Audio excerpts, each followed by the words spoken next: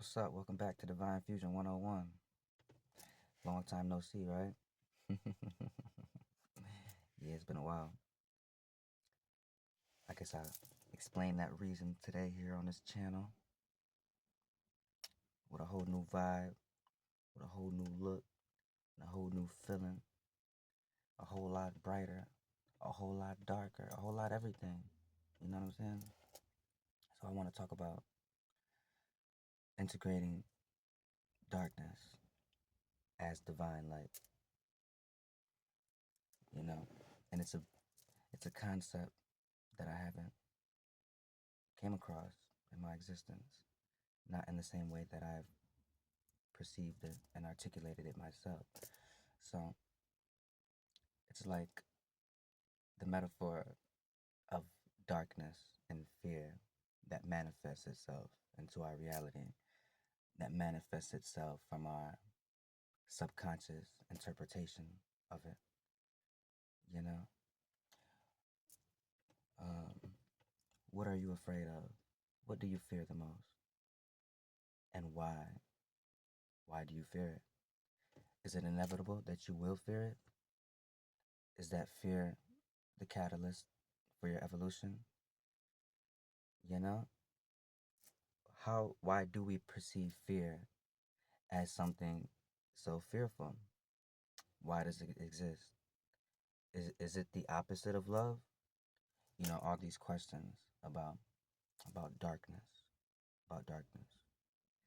And when I say darkness, I mean the embodiment of fear, the epitome of fear, the manifestation of fear, the feelings of fear. And in this healing journey, it's not something that people would want to really talk about, you know, and for obvious reasons, for really obvious reasons.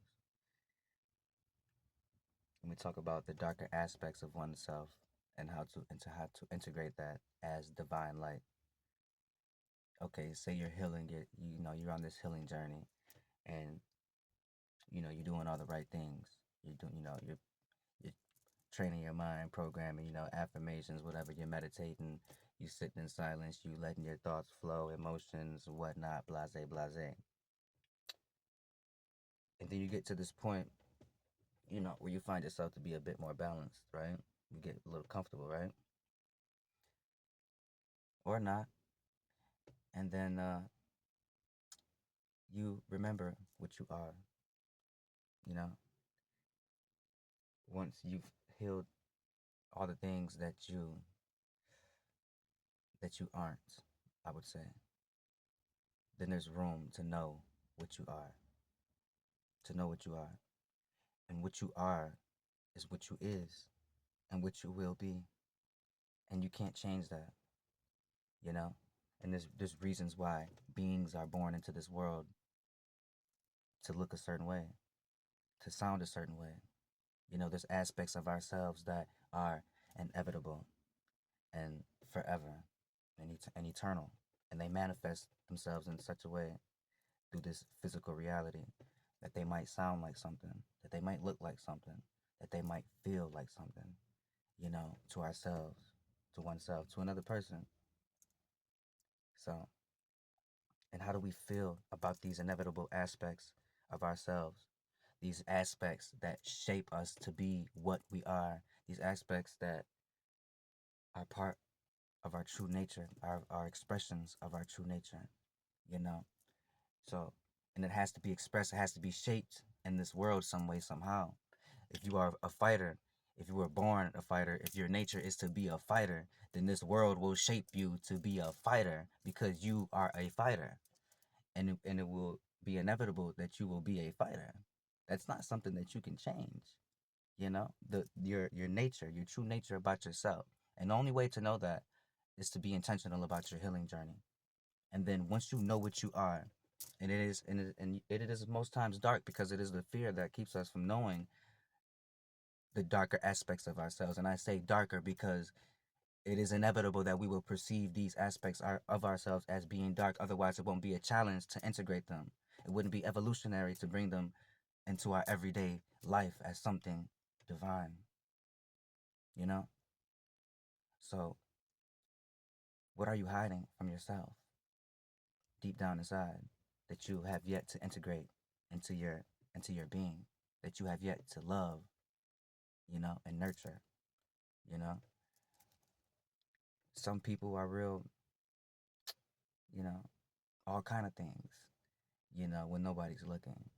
And it's these aspects, these darker aspects that society has yet to accept and love so that it can be integrated and changed and alchemized into a divine harmonic expression instead of a negative intention or a mindless behavior, that one is unaware of oneself. What is your darker aspects that you are afraid of? You know, I was I was made to be a lot of ways. This world has shaped me to be a lot of ways because of my sexuality, because of the way that because of my true nature, and that had to be expressed and shaped in so many ways so that I can be what I am in this world, the inevitable version of myself, which is very very free, you know, and and what I said about fighting, that definitely goes for me too. This world has shaped me to be what I always inevitably was and am and will be, which is resilient, you know. So I embody that which I am because I know that which I am. I accept that which I am. And it took a lot of darkness to become what I am. And I accept that. And that is the journey of integrating darkness as divine lights. Because what is to be feared is to be accepted, is to be integrated. It is the light in front of the light. It is the light beyond the darkness. The darkness is the true light, that which we're afraid of.